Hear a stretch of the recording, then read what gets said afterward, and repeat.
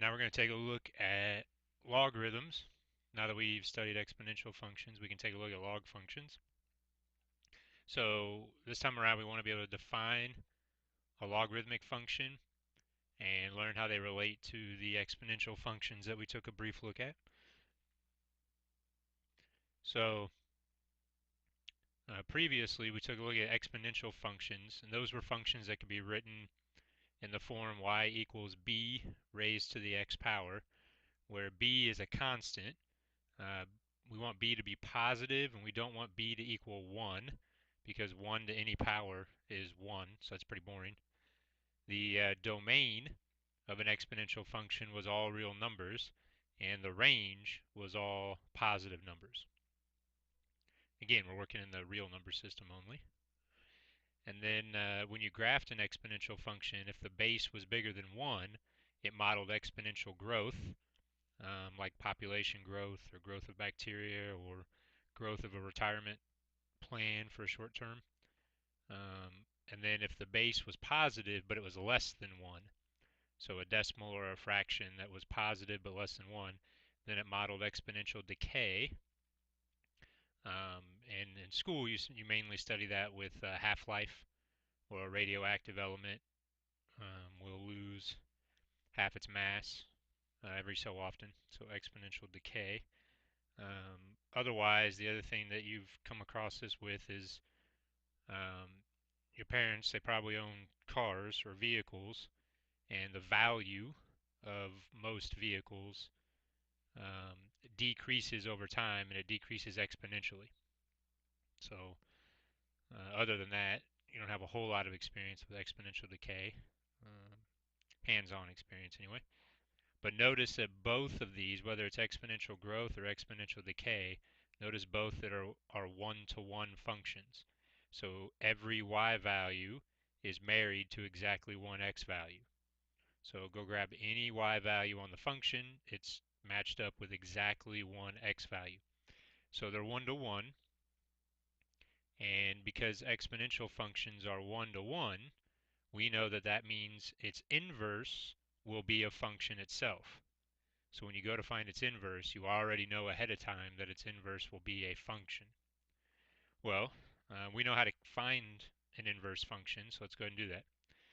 So let's start with y equals b to the x, an exponential function. Its domain is all real numbers. Its range is all the positive real numbers. And to find its inverse, we just switch the places of x and y. Because remember, that was the whole idea of an inverse. All the x values become y's, all the y's become x's. The domain becomes the range, and the range becomes the domain. So if you switch the places of x and y, you get x equals b to the y power, where instead of x being all real numbers, x is now just the positive numbers, and y is all real numbers because they switch places. So don't forget, they switch places. So the x's became y's and the y's became x's. Well, after we switch x and y, we like to solve the equation for y. We like our equations to be y equals something. But if we try to do that here, we have x equals b to the y power. Well, we don't have any properties in algebra that let us solve for y when it's up in the exponent. So nothing we've come across yet in Algebra 1 or Algebra 2 lets us actually solve this equation for y. So hundreds of years ago when they came across this, they said, well, we can't solve for y, so why don't we go ahead and introduce some new notation so that we can write it where y equals some number. So if we switch x and y, we get x equals b to the y. We don't know how to solve it for y. So the way we fixed this was we just said y would equal this new thing called a logarithm. So y would equal the log of base b, the same b that was right here for our exponential function, of the number x. So that allows us to solve for y. Now, we completely made this notation up. So you might be thinking, well, how was I supposed to know to do that? You weren't supposed to know how to do that. That's what we're showing you right now.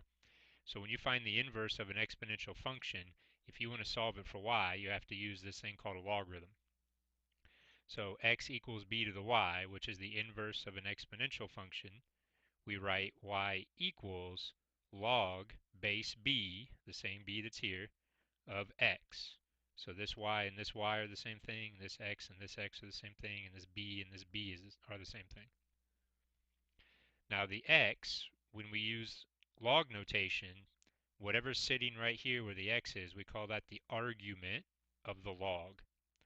And this little b down here we call the base of the log, just like we called it the base up here when it was an exponential function. So now we can define what that actually means. So the definition of a logarithm, or of logarithms in general, in the real number system. So we're only going to do these in the real number system. We're not going to do complex numbers, no imaginary stuff. In the real number system, if you have x equals b to the y power, so you have a base to a power equals some other number, that's exactly the same thing. So it's equivalent to y equals log base b of x. This x and this x are the exact same thing. So this x right here and this x right here are the same exact number. This y and this y are the exact same number. This b and this b are the exact same number. So we have two ways to write the exact same thing. One of them uses a logarithm, the other one does not use a logarithm.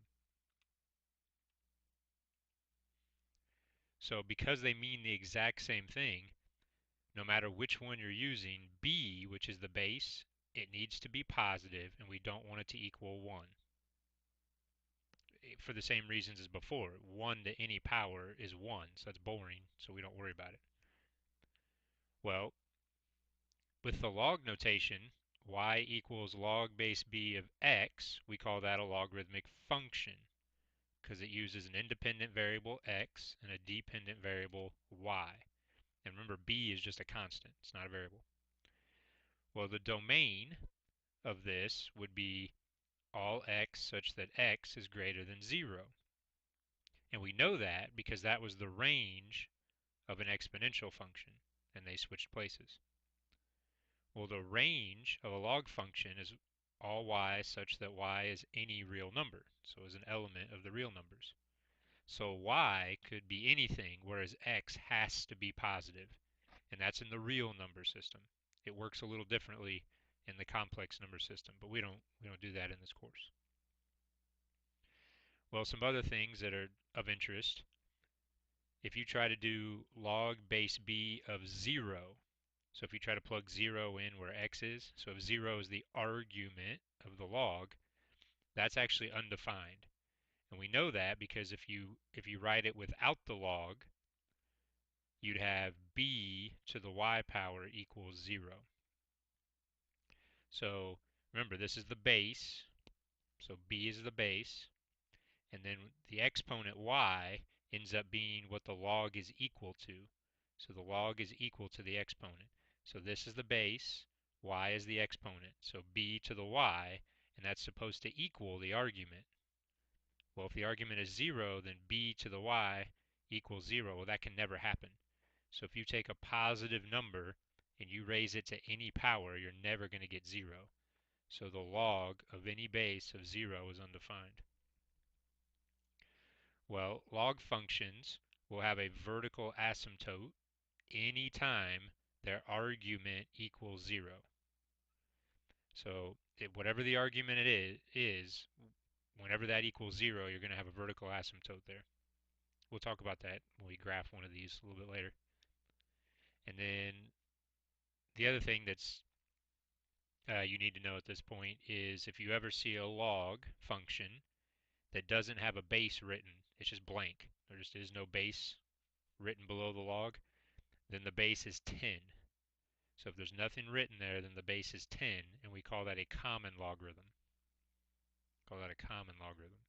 And it was, the reason they did this is prior to the 1950s or 60s, there was no calculators that people had easy access to. So when they did everything by hand, it was really nice to work with a base of 10. So people just used a base of 10 as much as they could, And so that just became common, so it's called a common logarithm. All right, so let's see some examples of how this works. So we know that 6 squared is 36. No big deal, we know that. That's just an arithmetical fact. 6 squared is 36. Well, what we just learned is that you can take that exact same thing and write it as log base 6 of 36 equals 2. So remember, logs equal exponents. So here's the exponent, there's the exponent.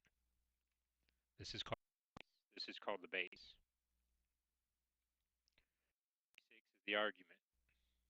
So another way you can remember this, when I learned these back in high school, is I just remembered the base. The base is what you start with, like the base of your house or the base of your bed. Just the base of something is the foundation. It's where you start. So if you start at the base, you can make a circle. So like 6 squared is 36. And you just kind of read it off. So 6 squared is 36. 6 squared is 36. If that helps you, you can do that. It's one of the ways that I kept track of this back in the day. Let's try another one. We know that 10 to the negative first is 1/10. So I could write that as a log by doing log. Now remember, when the base is 10, we don't write anything. So it'd be log base 10 of 1/10 equals negative 1. The negative 1 is the exponent, so that's what the log is equal to. The base is 10, so we don't put 1. And then 1/10 is the argument. Let's try another one. Square root of 7 cubed. We know that is 7 times the square root of 7. We could write that as a log. Well, the base is square root of 7, so that goes in the base. The exponent is 3, so that's what the log is equal to. And then 7 square root of 7 has to be the argument. So log base square root 7 of 7 times the square root of 7 equals 3. Well, what if you do it the other direction? So what if you had a log, like log base 3 of 81 equals 4? Well, what does that really mean? Well, that tells us that 3 must be the base, 4 must be the exponent, and 81 must be the argument. And we know that's a true statement. 3 to the 4th equals 81. So you could write that log as an exponential. Let's try another one. Log base 2 of 9 is approximately 3.17. Okay, well, if I wanted to write that as an exponent, or an exponential form, the base is 2. 3.17 is the exponent, because logs are equal to exponents, and then 9 is the argument. So 2 to the 3.17 is approximately 9. You can try it. Get out a calculator, type it in, see if you get about 9. All right, so let's try it ourselves. Okay, let's practice writing logs in exponential form. So for a, we have log base 8 of 64. So if we want to write that in exponential form, first we need to figure out what this log is equal to. So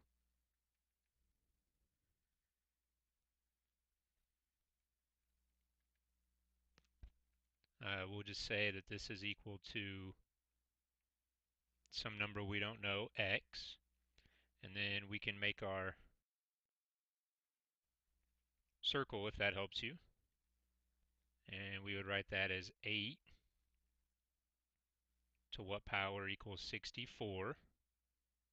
And we know that that power is 2. So 8 squared is 64.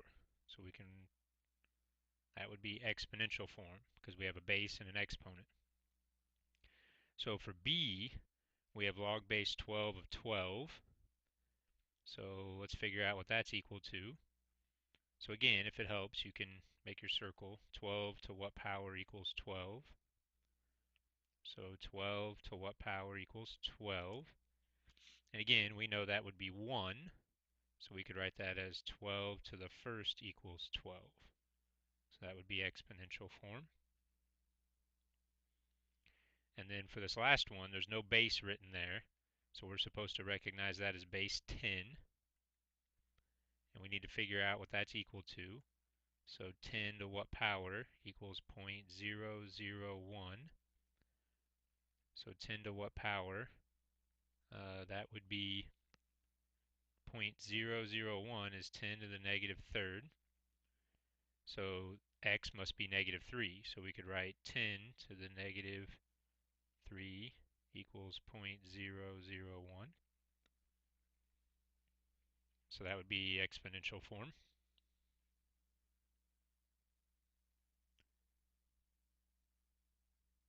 So what if we want to write something in log form? So what if you have exponential form and you want to write it in log form? So 2 to the 0 is 1. Okay, that's true. If you want to write this as a log, the base is 2. Logs are equal to exponents, so 1 must be the argument.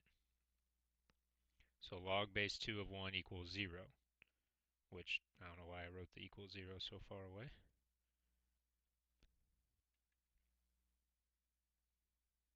So that would be log form. 8 to the negative 2/3 equals 1/4. Well, if we write that as a log, the base is 8. Logs are equal to exponents, so 1/4 must be the argument. 5 to the 3/2 equals 5 times the square root of 5. Well, if we want to write that as a log, the base is 5. The exponent is 3/2. So that means the argument must be 5 square root of 5. So that would be log form.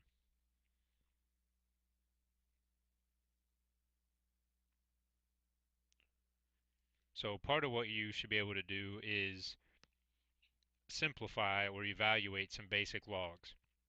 Logs that you don't necessarily need a calculator for. So for example, log base 5 of 125 equals, well, we don't know, so we'll just put x. So you can make your circle, if that helps. 5 to what power equals 125?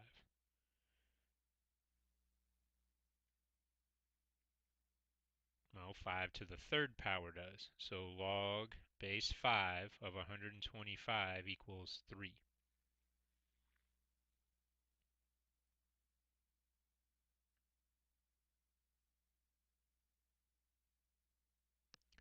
How about the other one?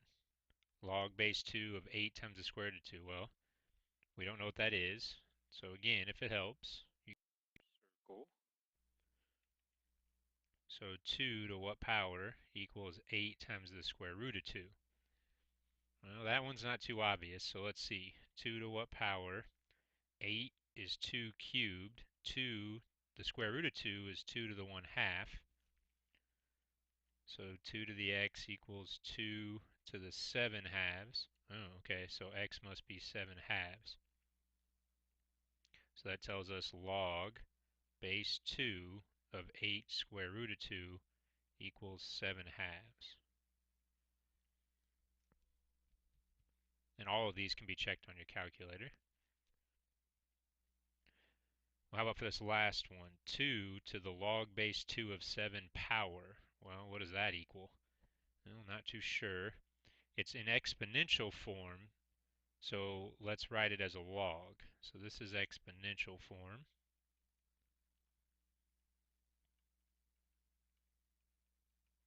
I can tell because the base is 2, and then this is the exponent. So if we write it as, as a log, well, the base is 2, so it'd be log, the base is 2. So this, and then logs are equal to exponents. So the exponent is log base 2 of 7. There's the exponent, there's the exponent. And then the argument must be x. Well, if you look at this equation, log base 2 of x equals log base 2 of 7, x must be 7. So it turns out 2, if you raise it to the log base 2 of 7 power, you just get 7.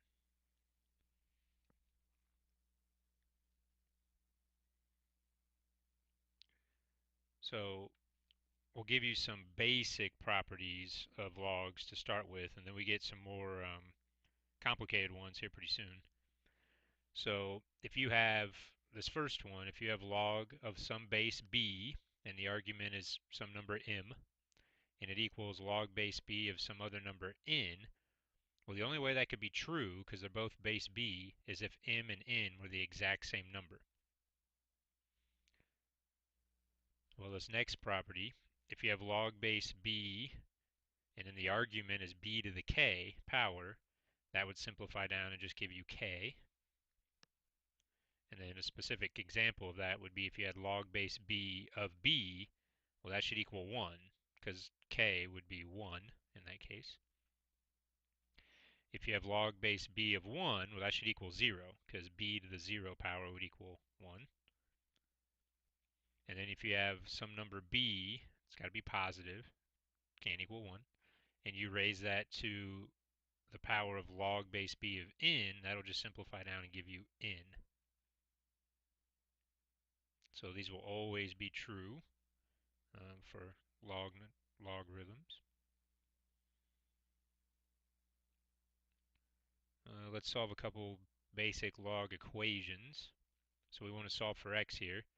So this is written as a log. Well, let's write it as an exponential.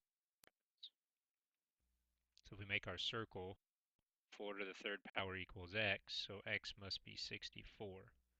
So pretty quickly we can solve it and see that our solution set is the set of all x such that x equals 64. For this next one, log of base x of 81 equals 4. Well, since x is the base, x has to be positive. So let's switch it to an exponential and see what happens. So x to the fourth equals 81. Let's take the fourth root of both sides. We get absolute value of x equals 3. So x is 3 or negative 3. Well, since x was the base of a log, it has to be positive. So the only answer is x equals positive 3.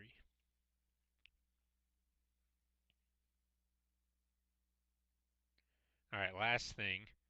How do you graph a logarithm?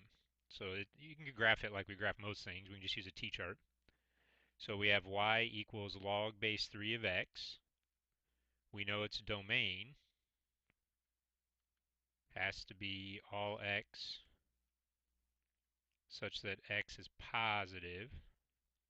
X has to be positive. Y can be any number we want it to be. So if we make a t-chart, let's see what happens. So we can pick any positive number we want, but we got to be kind of smart unless we want to use a calculator.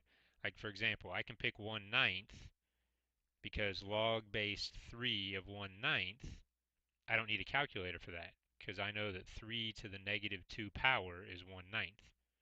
So that gives me the coordinate 1/9 negative 2. I can pick 1/3 because log base 3 of 1/3 has to be negative 1 because 3 to the negative 1 power is 1/3. I can pick 1 because log base 3 of 1 is 0 because 3 to the 0 power is 1. I can pick 3 without a calculator. I can pick anything, any positive number I want if I want to use a calculator. But if I don't want to use a calculator, I got to be smart about the x values I pick. And 3 to the first is 3, so I could pick 9 because 3 squared is 9. So if we plot these, let's see what we get.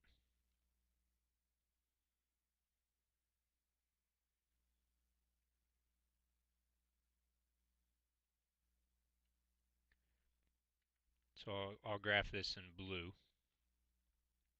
So 1/9 negative 2, 1/3 negative 1, 1 0, 3 1, 9 2. And remember, x can't equal 0. That's where we have a vertical asymptote. So the graph is going to look something like this.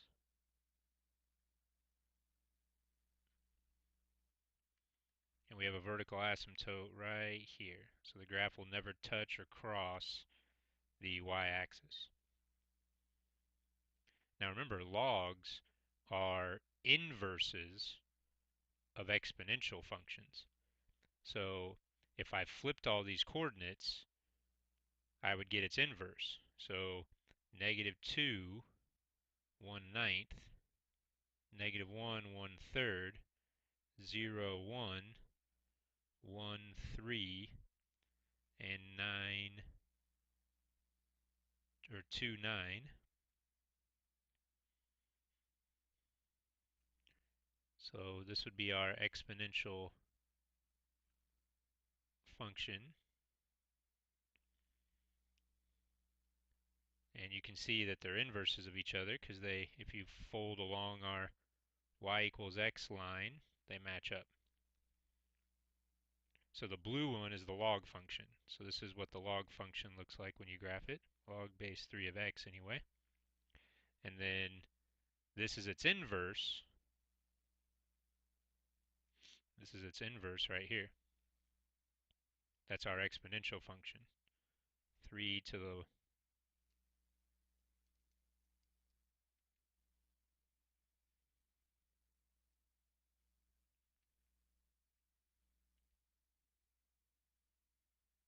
So the blue one is the graph of the log, and then its inverse is that exponential growth function.